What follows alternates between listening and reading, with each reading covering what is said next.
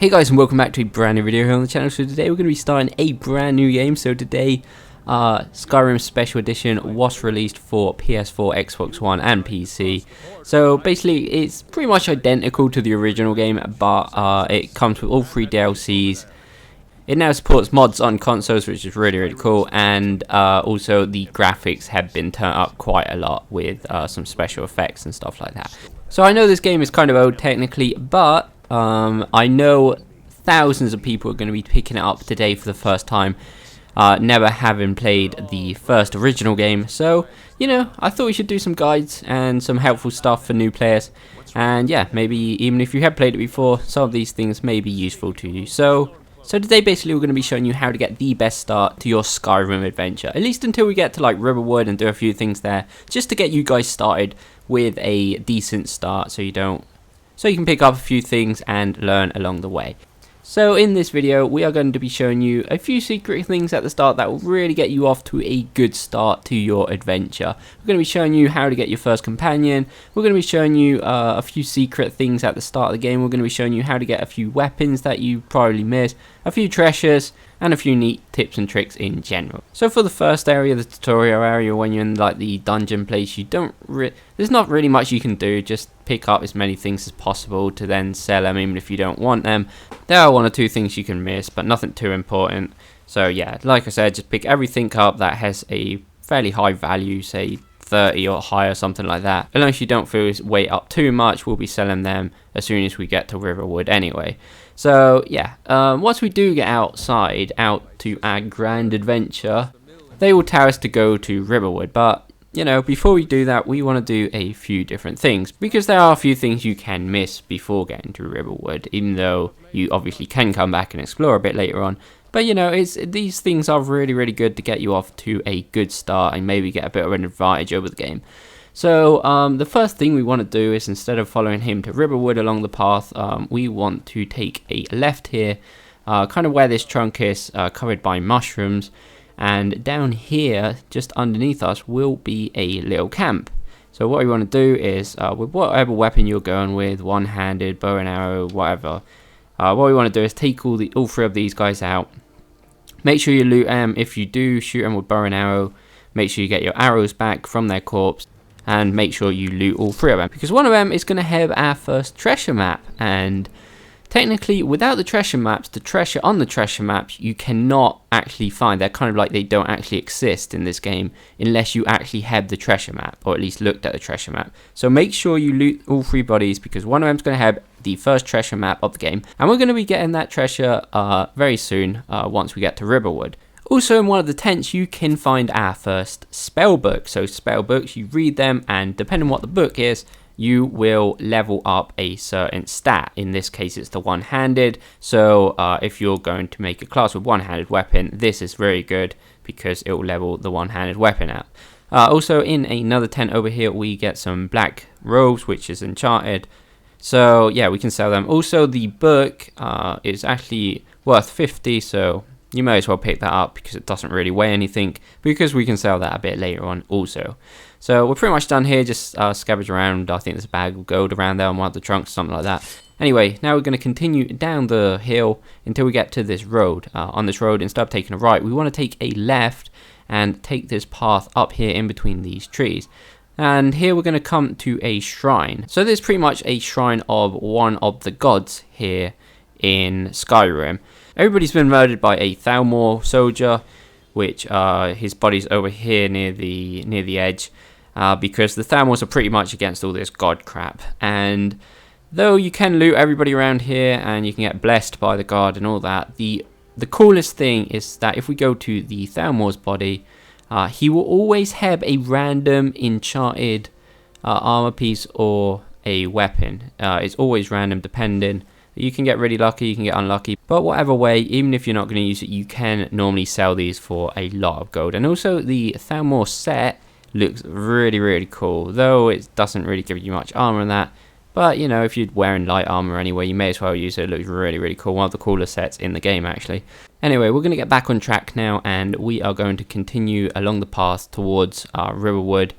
Along that path, at one point on one of the corners, we are going to see these 3 monuments.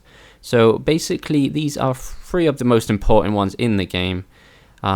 These will pretty much kind of give you a boost depending on your class. So there are 3 different stones, but take note that though it does kind of seem like we can activate all 3 of them, we can only have 1 active at a time, and obviously through the game we're going to have lots and lots more stones. So yeah, just take note that if you ever activate one, you lose the effect of the other ones. So these 3 are really important. Pretty much we choose one, and depending on what class we are, say, so there's 3 types. There's the Thief Stone, the Mage Stone, and the Warrior Stone. So say the Warrior one, we get 20% more experience for any kind of combat stat. So blocking, 1 hand, 2 hand weapon, all that kind of stuff. The Mage Stone, obviously we get more experience leveling up spells, destruction, invocations, stuff like that. And Thief is for lock picking and stealth and all that. I recommend either going for the Warrior one if you're going to use a melee weapon, and going for the Mage one if you're interested in spells. So yeah, you'll get 20% more experience to level up with those stats. So before heading to Riverwood, there's one little thing we want to do around here. So if we go down the hill behind the statues or behind the stones, we'll find this little camp. We can buy a few things from this guy, like hunters, maybe hides and stuff like that if you want. But we're more interested in this little treasure chest behind him. You have to picklock it. Obviously this does count as stealing. He'll probably say his little line and get a bit pissed off, but unless you steal too much and it's only like 3 or 4 things, it doesn't really matter. He will just sit back down. But we will get an iron greatsword, which is a pretty good weapon if we are interested in going 2-hand from the start of the game, because really we've only been picking up a few 1-handed weapons. Also we get a bit of gold and a garnet, which is worth a bit to sell. So yeah, it's a neat little thing we can do down there, especially if you're interested in getting a 2-handed weapon early on. So continuing along the path, we do want to get all the way to Riverwood now. You'll be attacked by some wolves along the way. You can loot them and all that if you want. Not anything too important. But yeah, right, so once we get to Riverwood, there will be a lot of important things to do. So the first thing we want to do is come over here near the entrance to the left. Sometimes we want to go and speak to Fandor, or Fandor, whatever you want to call him. So this guy's got a problem with Sven. He's a bit jealous because he's worried that Camilla may like Sven or whatever. But anyway, he doesn't like Sven. So he'll go on and on and on, and you've got to ask him what's wrong with this Sven guy. Anyway, what we want to do is asking him what his problem with Sven is. You want to select the second option, and then he will ask you to give a letter to Camilla as if it was Sven. So now what we want to do is head into the inn where we will find Camilla having a bit of a conversation. Just wait until they're done. Then go ahead and talk to her. So at this point we've got 2 options. So just take note, this is to get a follower. So if we lie to her and give the letter saying it's from Sven, we will get Fandal, or Fandal, or what the fuck you want to call this guy. He will be our companion. He will come with us. He will fight by our side. If we don't lie and we tell her the truth, then we'll get Sven as a follower or a companion.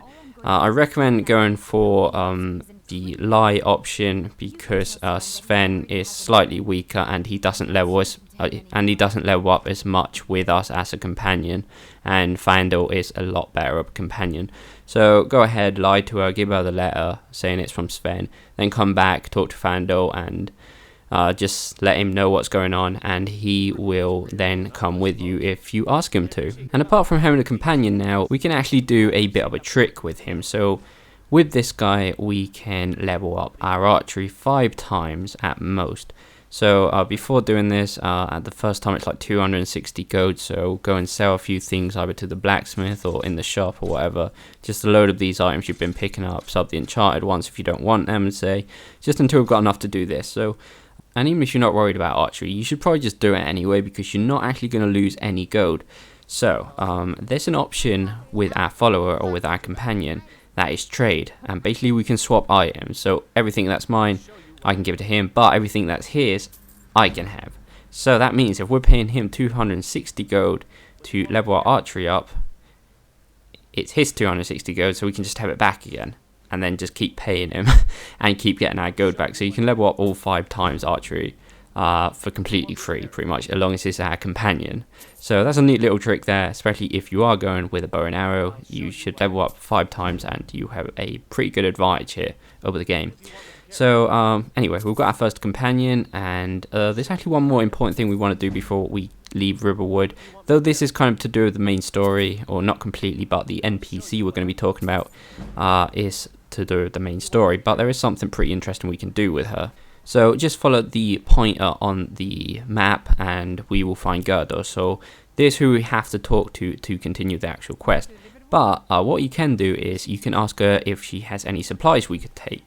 And everything here on this list is completely free, so just take it all. And you know, it's a neat little thing we can do there, even if you're not going to do the main quest. So once we've done that, remember that treasure map we got from the bandit camp? So we're actually going to go and find that because that's right next to us at the moment. So if you open it up, you can kind of see that it's the other side of Riverwood. It's in a trunk, and you know, that's exactly where we are pretty much. So we're just going to go across the river, and it's going to be in this big trunk over here. Just take note that obviously, like I said before, if you didn't read the treasure map, this will literally not exist. Also, this chest will change. The stuff in the chest will change depending on what level we are. So the higher level, maybe the more treasure we get, or the more valuable stuff we get from the box. So, but anyway, you should probably just go get it now, because we'll be seeing so many more treasure maps and so many more treasures in the game. So just go and pick it up, because it's got a few things you can sell for quite a high price. Anyway, there's one more thing that I would like to show you in this startup video guide, and it's actually right next to us. So what we want to go is continue up the hill here until on the map, or on the navigation bar at the top here, we will see this like little hut symbol. So we want to go there, and you know, we'll find this little abandoned hut with this old woman outside. She'll say she's just an old woman, blah blah blah. That's not actually true. So we want to go in. You can steal a few things, don't worry about her. If she gets aggressive, she's going to get aggressive in a minute anyway, because she is actually a bit of a witch. So you can get this little coin bag beside her bed, but beside that, to the left of the bed, is actually a secret trapdoor. So we can go under here. Down here we've got a load of ingredients we can use for alchemy. Also, I've got an arcane enchanter in the corner, and what this basically does is we can extract an enchantment from an enchanted item we've got. So for instance, say that this robe or this helmet gives us stronger two-handed attacks, but we don't want that robe, but we are interested in the enchantment, the two-handed attacks being stronger or whatever. So what we can do is extract it from that piece of armor, though the armor will get permanently destroyed, but then we will be able to put that enchantment on maybe a helmet or weapon we are going to be using, because that way we get the enchantment we want on a weapon we want. So it's pretty useful a bit later on. Also down here, there's like a letter saying a few things just to prove that she's a witch, blah blah blah. And yeah, there's also a alchemist table to use your ingredients to create potions and all that.